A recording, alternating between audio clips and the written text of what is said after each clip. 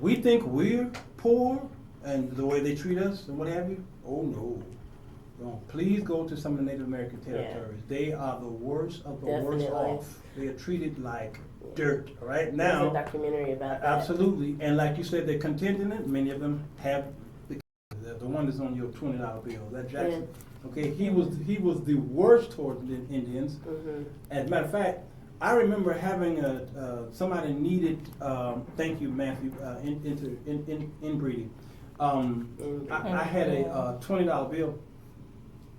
And I was going to give it to a Native American. Oh yeah, they don't take those. They refuse to take a 20. They say, "Can you break it?"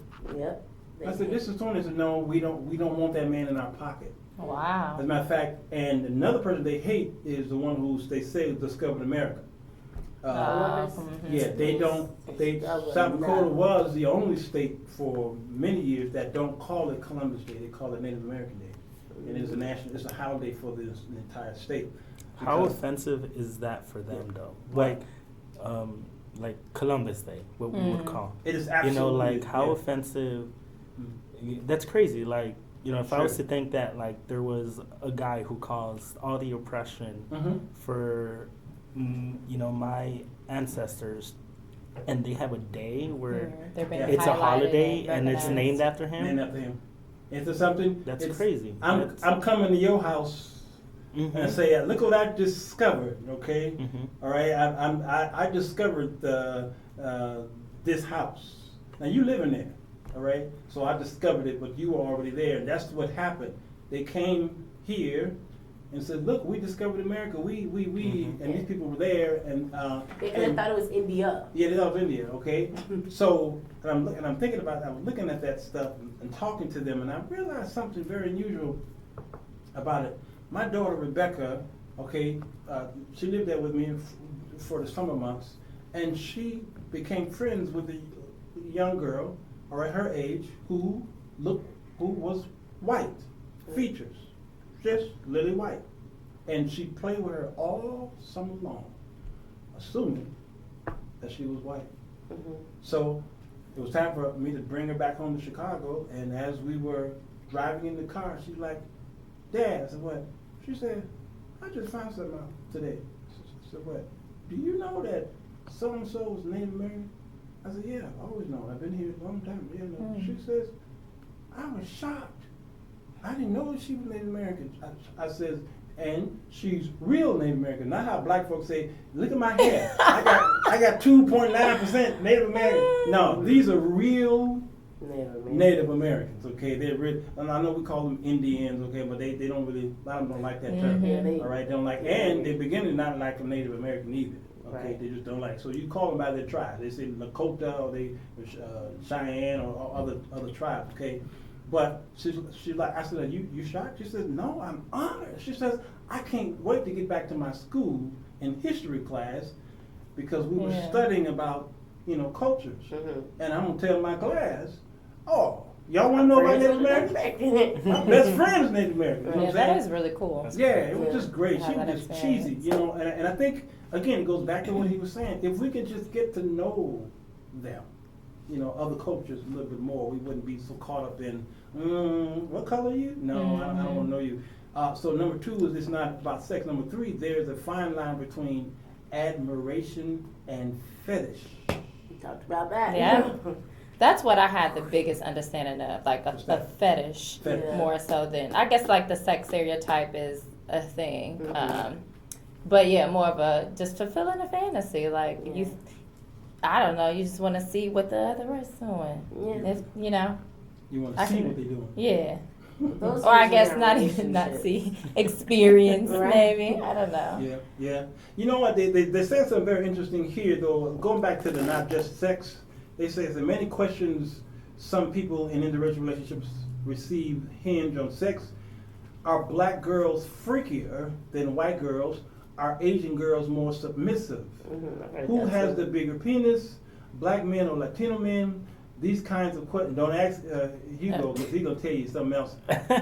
These kind of questions only perpetuate racial stereotypes, regardless of whether they're positive or not, Right. and turn the idea of interracial dating into a kind of experiment Yes. or phase. Yeah. While sex can be an important component of many people's relationships, it shouldn't be viewed as a primary motivation Yeah. for any committed relationship, interracial or otherwise.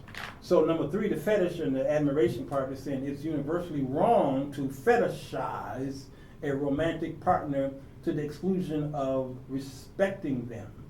As such, fetish and sexualization in interracial relationship is wrong. Seeking out a relationship with Asian women because they're supposedly submissive, or black women because they're freaks in bed is not cool. Although it does help a little bit. Now,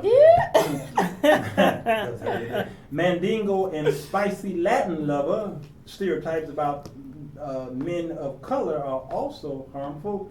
Notice that all of these stereotypes are sexualized, turning people into objects of ideas. Now look at porn. Okay, look at porn. Don't look at it right now, but look at porn. Don't look at it. Think about Yeah, it. think about it. Think about it. All right. If any of y'all ever paid attention to porn, I did coming up. Okay, I had the magazines and all, and then when the internet came on the scene, of course, I was watching that mess. But what I noticed about pornography is they highlighted a certain race of people because they tend to be the most wild sexually. Right? And what race can y'all think of that they would highlight the most? Okay, they call them ebonies. Right, That's ebony. one. But other than black, who you think that they highlighted a lot in pornography? Asian. Oh. Asian Yeah. porn. Why? I don't know. Well, just Maybe said- because Well- people are they're curious about it. If there's a Well, they do stereotype of stick just to themselves too. Well, So they it was exotic. To Is imagine. it massage like the? see now 'Cause of he's- that? Oh, that's a good take on that. Yeah. Yes. Wow. He's on top of it. that is. That is true. Yes, and when you go, and if you talk to anybody who's from World War II or any of those, Yeah. They did used to hire. they talk about those Asian women who crossed. Yeah. They did, They yeah. talk about how freaky they were. All right, my friends. There was a whole song. Yeah, Yeah, I there know. is. Yeah. Storybook, all that. Me so horny. That's exactly the song Me I'm so thinking horny. about. Yeah. Absolutely, is there? So they always highlight that. So this thing is saying, and so I would say ebony first, then Asian, and then the Swedes. The Swedes, I think, is the next one that they always talk about how Swedish? Yes. Oh. Swedish porn they call it. Yeah, yeah. That's just this article's true. So number 4 is being in an interracial relationship doesn't mean you'll solve racism. Yeah, true. What do you think that mean? What do you think they Well, mean by that? I've heard that all the time. Like, if we have more interracial relationships, racism within, Sure. and in reality, I don't think it would. I think it might bring a little bit more of understanding because we don't understand it. We're not that different. But you can have a besides culture. friendship for an understanding. Right. You don't need to Sure. be sleeping with this person That makes sense. to end racism. If you Yeah. can literally, if you can sleep with this person, you can be friends with this person. It's Yeah. not that hard of a decision. That's why I say you can't end racism. I just think by the idea behind that though is to create more mixed babies. Yeah, I've heard Mixed that too. isn't the word that I wanted to say, but Mhm. so that way eventually race couldn't matter because we'd all Didn't know be what we were. yeah, we'd all be a mix of a bunch of different ethnicities, I know so we this- couldn't identify with one or just two maybe. I heard Well- that's like really frowned upon in like African American cultures, having mixed babies, because we're gonna lose our culture. And Yeah, we're gonna and I've die definitely out. heard that too. But to counter this whole like, or to just go along with the interracial relationships ending racism, Mhm. that has to be the only thought process behind Right. it. Because I've heard that before. I'm not sure where I've gotten this statistic, but with how many people are open to interracial dating now, in a projected X amount of years, maybe a decade or so, there will not be one single race, or Yeah, it wouldn't I be heard that easy too. like where it's white, black, and Hispanic. And that's probably the whole thought process behind it. Like, Mhm. let me do this to add to the whole changing the world and ending race. Or, Yeah, 2030. That's what they said. I think. right. Yeah, that makes sense. Hey, Christina Campbell, another one of your My relatives. All your relatives are coming up in here, man. A bunch of them, y'all. Yeah, they don't die, they multiply. Yeah. Right. Matthew Brown says many folks sleep with people they can't even be friends with. Oh boy, yeah, he quoting you, I think. Wow. Yeah. Hey, Oh, that's true. Oh, I know. Says here, among some members of the team swirl, you just mentioned that. Who just The mentioned swirl that? life. We Yeah. talked about So, I that. mean, there are those who think that the beauty of these interracial couples signifies a better world. Well, while dating outside of your race might demonstrate that you are open-minded, at the end of the day, interracial relationships won't necessarily solve racism.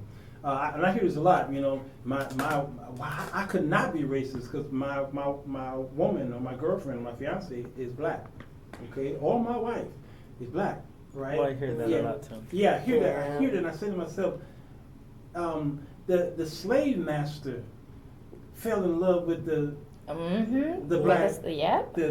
See, he laid with her. He had babies with her. Does that mean he was in love with her?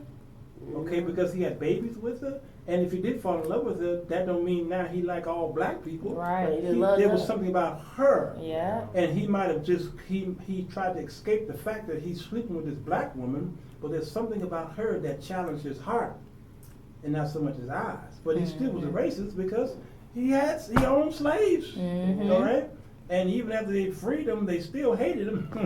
Okay? Sure. So when I hear this mess, I said to myself, and I see this in the Republican Party a lot, okay? I'm not trying to be a party guy right here, but I see this a lot. There's this police guy. He's black. He's on Fox News a lot.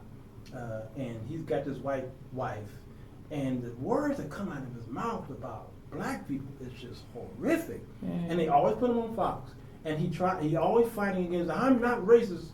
How can I be racist, against my own people? Because he's black, all right? How can I be racist against my own people? And here's the flip side of this. Y'all help me out with this, okay? And it's probably, should I drink I need to drink. I gotta say it this way somehow. Black people, now you can understand this because you were in that environment. Black people who were now around a lot of white people, mostly white people, either in their neighborhoods or they were raised in their white schools and what have you, they tend to turn against their own kind in the conversation. That is so true. Have you witnessed this? That happens to us a lot too. To Hispanics? Yeah. In fact, there was a time in LA where if you were an immigrant, if you didn't have a social, you were not able to have a license. They wouldn't give you a license. And there's this thing amongst Hispanics over there that the Hispanic police were amongst the worst ones to their own race. Wow. And that is, up until today, that is something that amongst Hispanics out there, we still think, that they're the worst ones. Wow. That treat us the worst. I've heard that in black cops too. Yeah. Straight out of Compton, that black cop that was showing out the most. And it was someone made an excuse, he was trying to show that he wasn't showing favoritism to a certain race.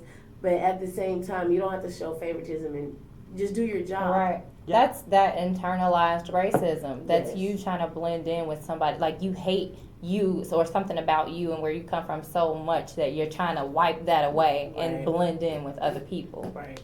Yeah, and you try to prove it by treating your own people, right? Your own race the same way right. they do.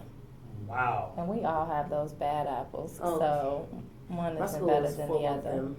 You're at the college? Yeah, one guy, he was black. He grew up in Miami, but he said he was African American, and he moved to Iowa to go to school. I don't know why he came to Iowa, but he wanted to come to Iowa, and he made the statement. He was a fifth-year senior when I came in as a freshman, but that's because he was in several different majors at the same time.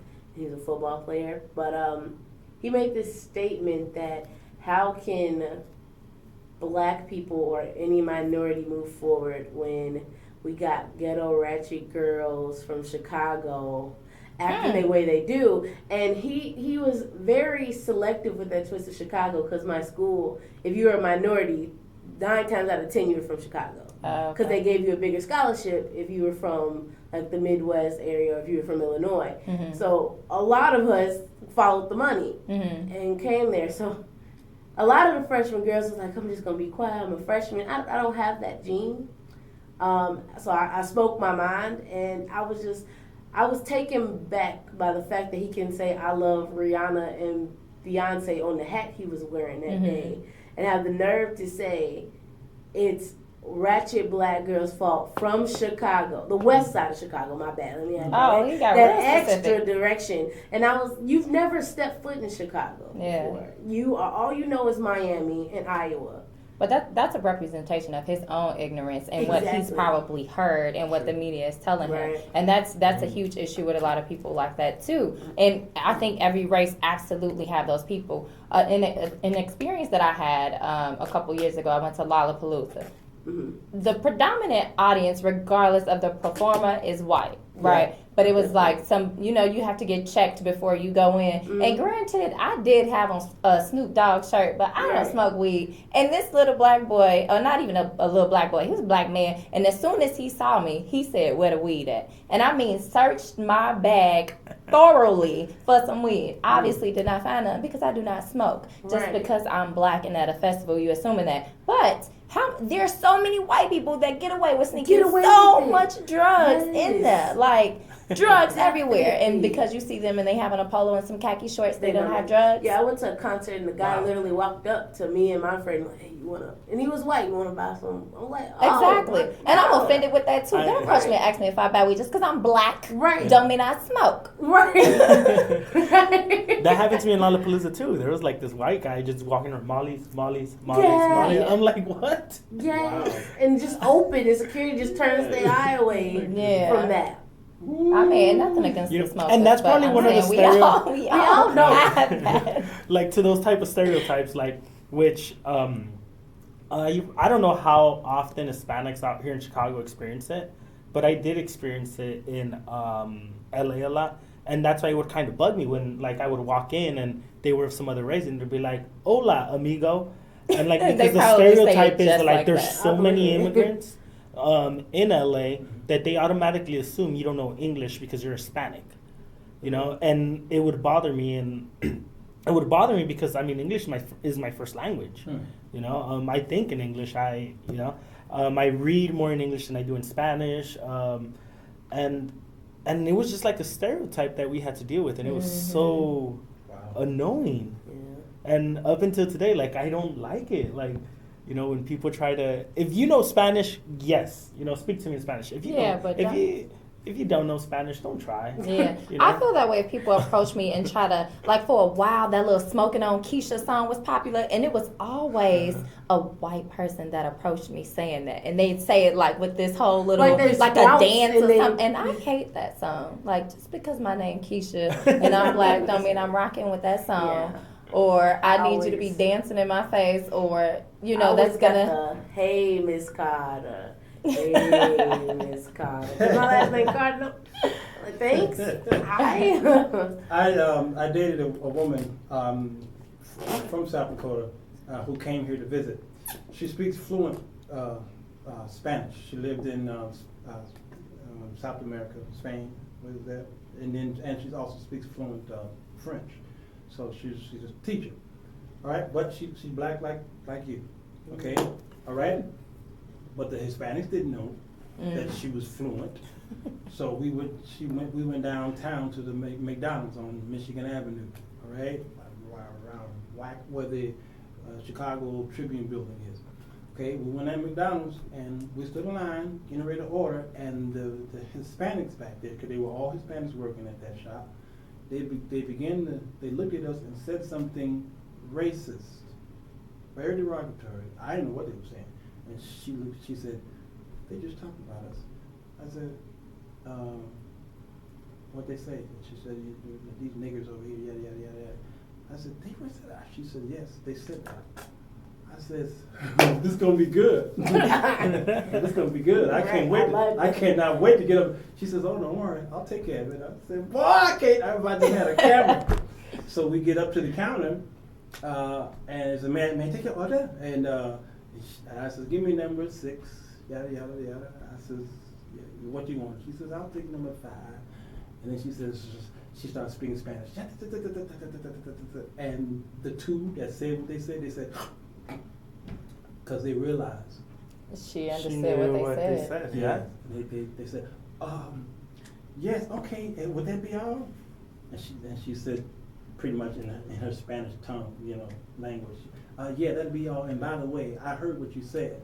She said it in Spanish. I didn't know what was going on. All I was like, yes, baby, say it, baby, say it. Get them.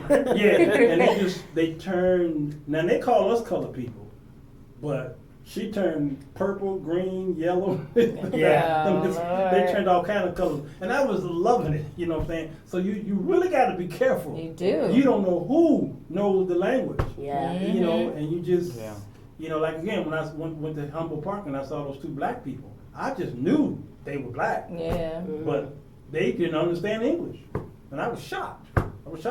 So number 4 says being in an interracial relationship doesn't mean you'll solve racism.